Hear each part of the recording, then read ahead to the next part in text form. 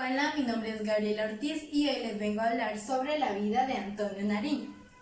Muchas personas lo recuerdan a él como el precursor, por ser una de las primeras personas en iniciar la independencia. Antonio Nariño nació el 9 de abril de 1765 en el departamento de Cundinamarca, en la ciudad de Santa Fe, como hoy en día lo conocemos, Bogotá. Sus padres, Vicente Nariño y Catarina Bernardo, eran dos españoles. Ellos se vinieron a vivir aquí a Colombia por un trabajo que tenía Vicente como contador. Entonces, cuando dos españoles venían a Colombia y tenían un hijo, su hijo era llamado criollo. Pero cuando un español y una colombiana tenían un hijo, era mestizo. Entonces, los criollos tenían oportunidades de aprender a leer, a escribir y a estudiar y a ejercer cargos como por ejemplo un comerciante o muy pocas veces un alcalde. Ellos no tenían tantas oportunidades como los españoles, pero los mestizos no podían aprender ni a leer, ni a escribir, ni a nada. Entonces, es como hoy en día los estratos. Si tú eres estrato 2 y trabajas muy duro, puedes llegar a alcanzar el estrato 3 y así. Pero en ese tiempo, si tú eras un criollo, te ibas a quedar criollo por toda la vida. Y si eras un mestizo, lo mismo. Entonces, eso era lo que pasaba en ese tiempo. Cuando Antonio Nariño tenía 11 años, ocurrió la independencia en Estados Unidos con el general Washington en 1776. Antonio Nariño ya tenía 13 años y su padre murió. Su familia quedó bajo el cuidado de su tío Manuel Bernardo. En Manuel Bernardo, él descubrió una persona instruida que lo podía llevar a ser mejor persona. Ya cuando tenía 16 años, Antonio Nariño fue a las milicias de Santa Fe.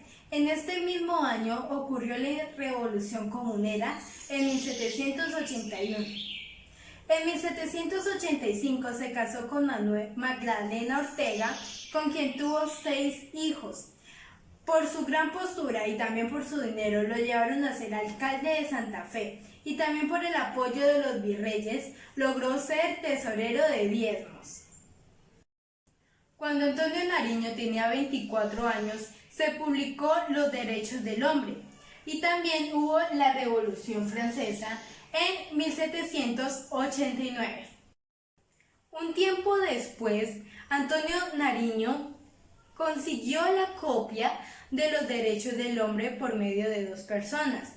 Entonces, él tenía que traducir todo este libro que estaba en francés, lo tenía que traducir a español, para que la gente de Colombia y del mundo también pudieran leerlos y saber que todos somos libres y que todos somos iguales entre sí.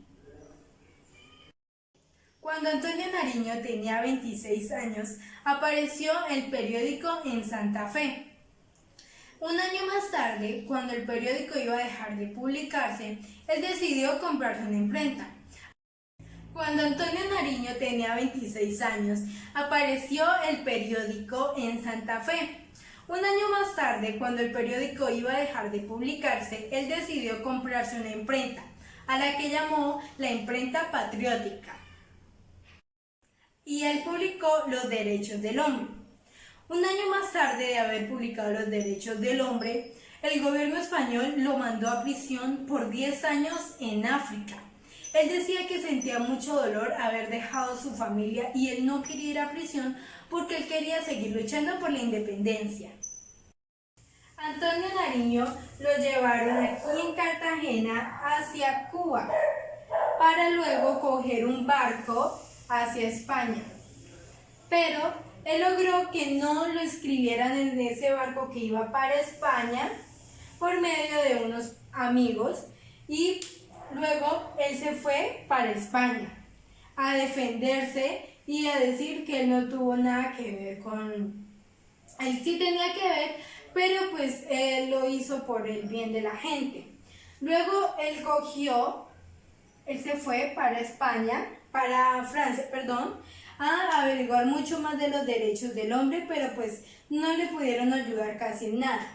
Luego se fue para Inglaterra, en Reino Unido, a pedir más hombres para ayudar al general Bolívar. En 1810 fue el grito de independencia, pero los colombianos todavía no estaban libres. Pasaron unos años y llegó al 1819, que ahí fue la independencia real. Entonces Nariño podía regresar de España a Colombia, porque él estaba en la cárcel aquí en España. Entonces él regresó, pero todavía tenía que estar escondido porque lo podían atrapar. Entonces, él por fin tuvo el privilegio de encontrarse con el general Simón Bolívar, quien le dijo que si quería ser el presidente de Colombia. Antonio Nariño le dijo que no, porque él no tenía como ese derecho, o bueno, una cosa así, de poder ser el presidente, porque él no lo había estado acompañando en todas las batallas que tuvo Simón Bolívar. Entonces Simón Bolívar le dijo que fuera entonces el vicepresidente.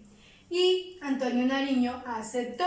Pero Antonio Nariño no pudo pasar como tantos años siendo el vicepresidente de Colombia por un problema pulmonar que le dio estando en la cárcel de España. Entonces él se fue a vivir a Villa de Leyva y allí volvió a montar a caballo y a hacer las cosas que le gustaban y se estaba recuperando un poco. En 1823 él murió a los 58 años y aquí termina la historia de Antonio Nariño. Muchas gracias.